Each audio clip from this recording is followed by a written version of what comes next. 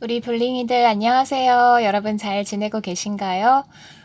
와, 2020년 12월이 엊그제 같은데 벌써 2021년 하고도 2월이 지나가고 있습니다. 다음 주면 벌써 설날인데요. 여러분들 어떤 계획 세우고 있나요? 저희 집은 올 설에도 친척들이나 가족들이 대규모로 모일 수는 없을 것 같네요. 그래도 거리두기 잘 유지하면서 이번 사태가 또 올해가 지나가면 다 끝나서 내년에는 정말 모두가 걱정 없이 설날에 즐겁게 모일 수 있었으면 좋겠어요. 저는 정말 친구들하고도 모임이 많이 그립네요. 여러분들은 어떻게 지내고 계신지 다들 건강하게 잘 지내고 있을 거라고 생각을 하고 있고요. 저는 오늘 이용남 할머니께서 쓴 97번의 봄, 여름, 가을, 겨울이라는 책을 가지고 왔어요. 이 책은 2018년에 북펀딩으로 나온 책인데요. 할머니께서 강원도에서 농사를 짓고 사시고 계세요. 그런데 이제 글쓰기, 그러니까 한글을 좀 늦게 배우셔서 늦게 배우셨지만 정말 열심히 공책에 이렇게 연습하시고 하시면서 매일매일 일기를 쓰셨나 봐요. 그 일기를 한 30년 동안 쓰신 일기를 할머님의 손자분이 보시고 이제 감동적이어서 이것을 책으로 낼 결정을 하셨고, 그래서 북펀딩으로 탄생한 그런 책입니다. 저는 원래 이 책을 저희 어머니께 선물로 드리려고 샀었는데요. 사실은 우리 부모님보다는 우리 자녀들이 더 많이 읽어야 될 책이 아닐까 생각이 들어요. 왜냐하면은 우리 부모님들은 내리사랑이라고 언제나 자식 걱정하시고 자식 사랑하시고 항상 자식 생각뿐인데, 우리 자식들은 자기 생활이 바쁘다고, 자기 삶이 바쁘다고 부모님을 잊고 지내는 경우도 많잖아요. 물론 부모님과 매일 같이 생활하고 같이 사는 분들은 또 예외겠지만, 좀 떨어져서 타지에 사는 분들은 특히나 전화 한번 하기도 어려울 때도 많고 한데, 할머니께서 정말 솔직하게 봄, 여름, 가을, 겨울 4계절에 맞춰서 할머님의 그런 생각들을 가감없이 쓰신 이 글 속에 자식에 대한 이야기가 굉장히 많이 나오거든요. 근데 그런 글들을 읽다 보면, 부모님 또는 우리 할머니, 할아버님들이 우리 자녀들을 생각하는 마음이 어떻구나를 정말 어렴풋이 좀 알 수 있을 것 같아요. 그래서 그 중에 몇 대목을 한번 여러분께 읽어봐 드릴게요. 걱정. 유수와도 같은 세월은 참으로 빠르기도 하구나. 구정을 기다리던 때가 어젠 것 같더니 벌써 13일이 되었구나. 또 보름 명절이 곧 다가오겠지. 그리도 기다리던 구정에는 큰아들도 온다고 하고 막내 녀석도 온다니 마음속 깊이 반갑고 고맙고 기뻤지. 이번에는 많은 이야기도 나누고 여러 가지 의논도 하고 즐거운 시간을 가지려고 큰 기대를 걸었더니 막상 대하고 보니 그것이 아니다. 큰아들은 오자마자 아버지 산소에 갔다가 와서는 수동집에 잠깐 갔다가 온다더니 그 길로 바로 친구 찾아가서는 밤중에도 아니오고 새벽 4시인지 와서 밥도 먹은 둥 마는 둥 하고 다시 또 가고 계속 2박 3일 동안 그렇게 지내다가 가는구나. 제가 웬만하면 1년 만에 엄마를 만났으면 그래도 무슨 의논 한마디쯤 있을 줄 알았는데 나는 나대로 섭섭했다. 이제는 멋을 더 바라리. 67년 동안 무엇 하나 쌓아온 것 없고 남은 것은 얼굴 주름살과 슬픔밖에 없다. 거기다가 큰딸 하나 의지하고 그럭저럭 지냈더니 사위도 왠지 건강치 못하고 몸에 병까지 드니 가슴이 쓰리다. 할머님의 마음이 느껴지시나요?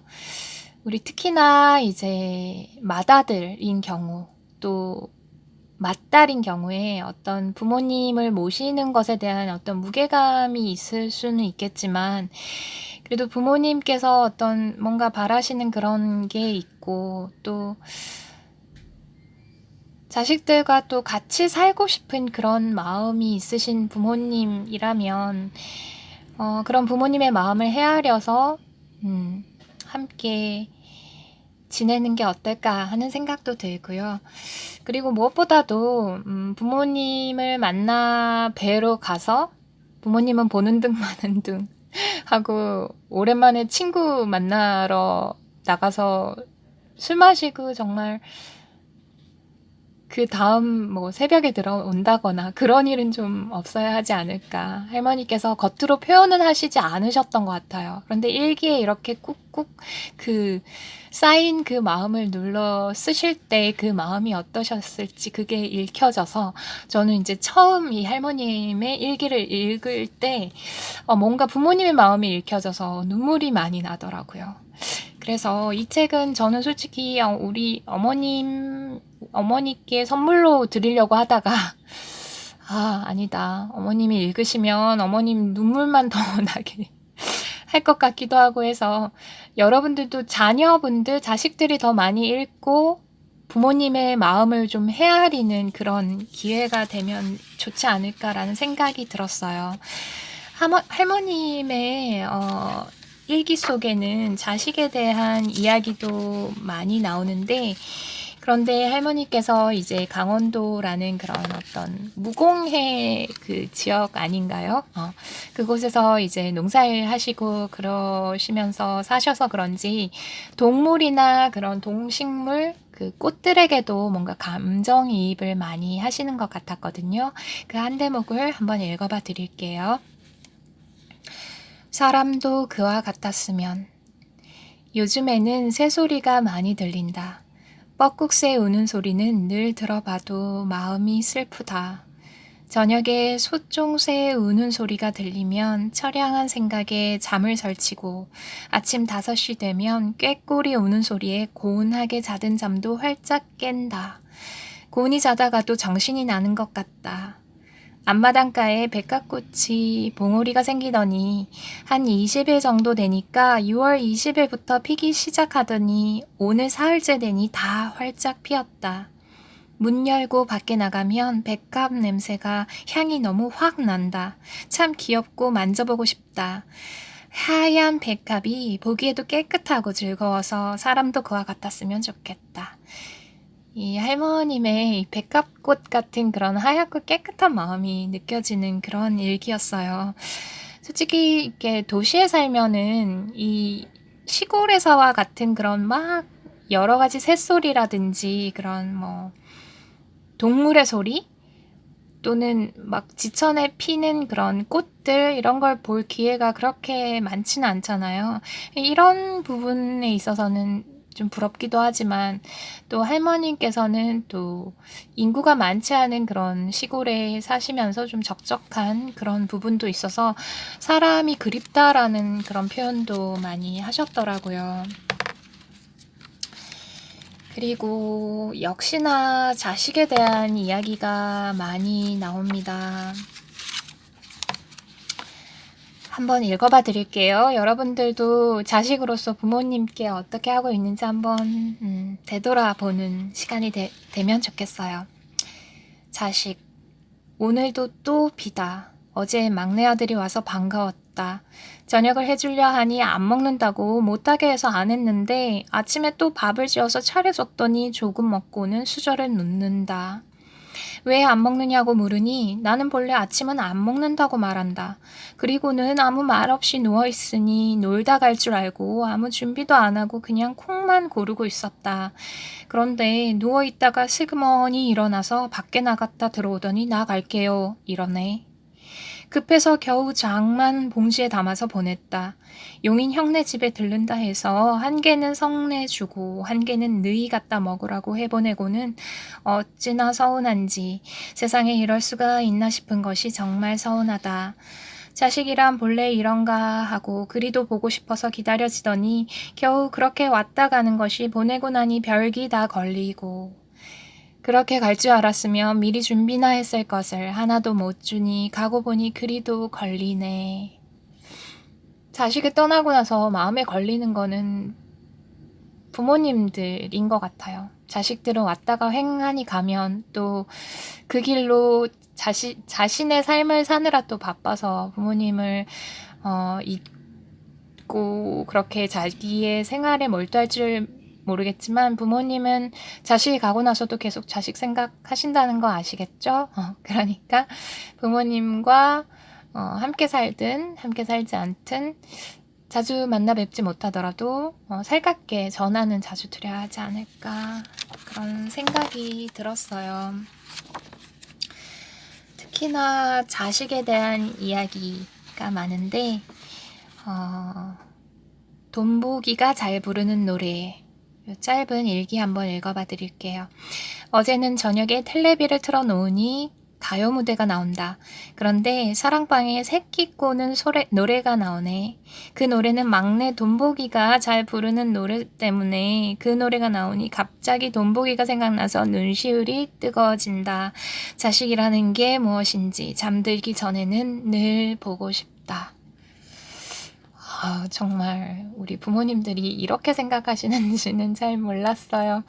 그래서 우리 자식은 정말 부모님께 걱정 끼쳐드리면 절대 안 될 것 같고요. 잠들기 전에도 깨어나서도 항상 자식 생각, 걱정하시는 게 부모님 아니실까 싶네요. 마지막으로 한 대목 읽어드릴게요. 자식. 비가 오니 괜히 마음 심란해지는구나. 아침에 일어나서 밥을 먹으려고 막 차려서 먹으려 했는데 아들이 온다. 그래서 같이 앉아서 먹으니 얼마나 기분이 좋았는지 밥맛도 더욱 맛있게 먹었지. 자식이 무언지 같이 있는 기 좋고 맘도 흐뭇하고 즐겁다. 한 세상 살다 보면 이럴 때도 있다 생각한다. 할머니께서 쓰신 일기에 솜솜하다라는 그 표현이 있었는데요. 참 예쁜 표현이라고 생각이 들었는데, 그러니까 자식을 보내고 나서 그 자식이 눈앞에 아른거리는 것처럼 이렇게 솜솜하게 이렇게 맺히는 그런 형상 같은 그런 느낌의 단어인 것 같아요. 그 솜솜하다는 표현을 굉장히 자주 쓰셨어요. 그런 거 보면은, 이렇게 자식 생각하는 부모님, 그리고 그 부모님이 이제 너무 많이 연세가 드셨을 때는 또 곁에 있어 드려야 하지 않을까 하는 그런 생각이 드는 그런 책이었고요.